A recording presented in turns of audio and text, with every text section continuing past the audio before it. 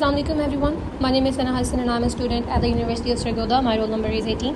Currently I'm studying the course Post-Colonial Novel, and during this course we came across many important concepts related to colonial rule, power, identity, exploitation and resistance. One of the most interesting concepts that caught my attention was colonial patronage. So in today's video I will explain what colonialism is and what patronage means, how colonial patronage worked, why colonizers used it, and what impact it left on societies even after colonialism ended. This topic is not just about history, it is about understanding how power operates, how societies were controlled, and how some systems of inequality still continue today. So without wasting any time, let's begin the presentation. So firstly, I'm going to explain the concept of colonialism. So colonialism is a system in which a powerful country takes control over another country or territory in order to gain political power, economic benefit and social dominance. The colonizers did not simply rule the land, they also controlled the people, resources, culture and economy. In this image we can see a colonial officer standing confidently while local people appear smaller and weaker in the background. This visual perfectly symbolizes the imbalance of power between the colonizer and the colonized. The key features of colonialism are political control, economic exploitation, and cultural domination, social hierarchy. So the colonizers believed they were superior and used this belief to justify their rule. They extracted wealth, took natural resources, and often destroyed local traditions and identities. So colonialism was not merely the occupation of land, it was the occupation of identity, culture, and human dignity. Now, what is patronage? Patronage means giving favors, money, position, support, or privileges to someone in exchange for loyalty and support. The handshake in the picture symbolizes a relationship based on exchange. One side gives power or rewards, while the other side gives obedience and loyalty. Patronage is not always equal. Usually, one person has more power than the other. The weaker person becomes dependent on the stronger one. For example, a ruler may give someone a high position. In return, that person supports the ruler politically. So this creates a network of dependency and influence. The patronage transforms loyalty into political currency. Now, what is colonial patronage? So, colonial patronage was a strategy used by colonial rulers to maintain control over colonies by rewarding loyal local elites. Instead of ruling every person directly, colonizers selected certain influential local people and gave them titles, land, wealth, administrative positions, educational opportunities, and in return, these local elites helped the colonizers control the population. This was a very clear political strategy because it reduced resistance and made colonial rule easier. So, colonial patronage created a bridge between foreign rulers and local elites, but this bridge was built on inequality and dependence. Now the question arises that why did colonial patronage exist? So colonial powers ruled huge territories with millions of people. Controlling everyone directly was difficult and expensive, so they created loyal local supporters. The main reason of its existence is to maintain control over colonies, to weaken resistant movements, to divide local populations, and to make administration easier, and to legitimize colonial rule.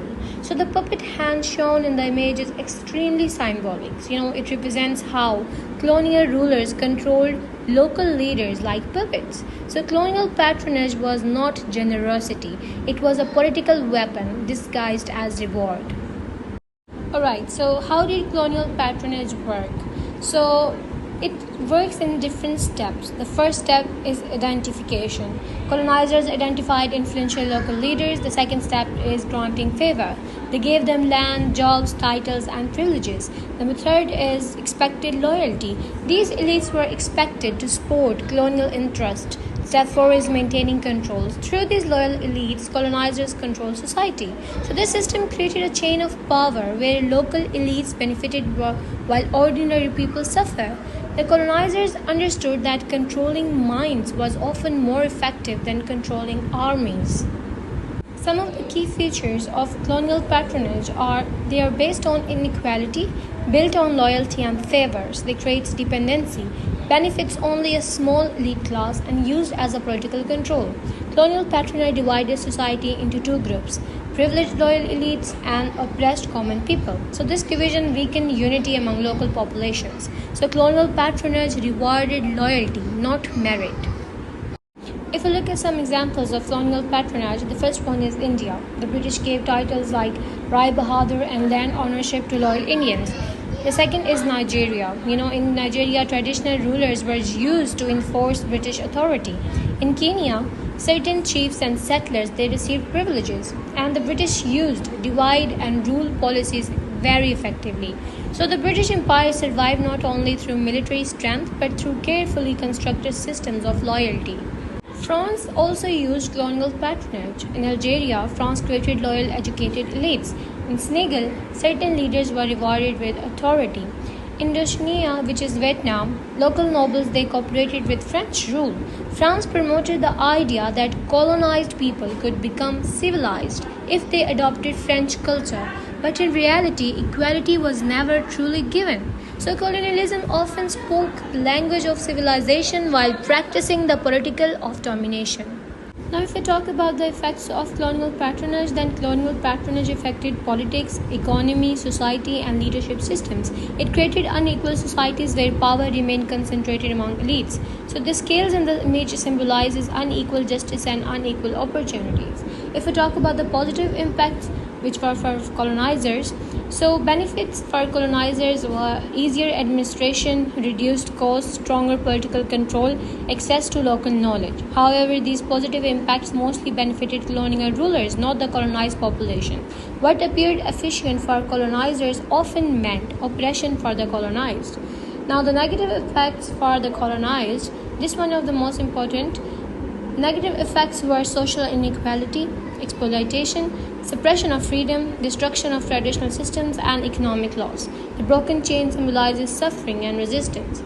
So, colonial patronage did not empower societies, it fractured them. Even after colonialism ended, its effects continue. It's a long-term effect, it's a long-term legacy. So the long-term effects are political corruption, favoritism, weak institutions, elite dominations, and social divisions. Many post-colonial societies still struggle with systems inherited from colonial rule. Colonialism may have ended politically, but many of its structures survived psychologically and socially. Alright, so that was it. Now, if we talk about that, why I choose this topic, then I choose this topic because colonial patronage is not just history. It helps us understand how power, inequality, and influence still operate in today's world.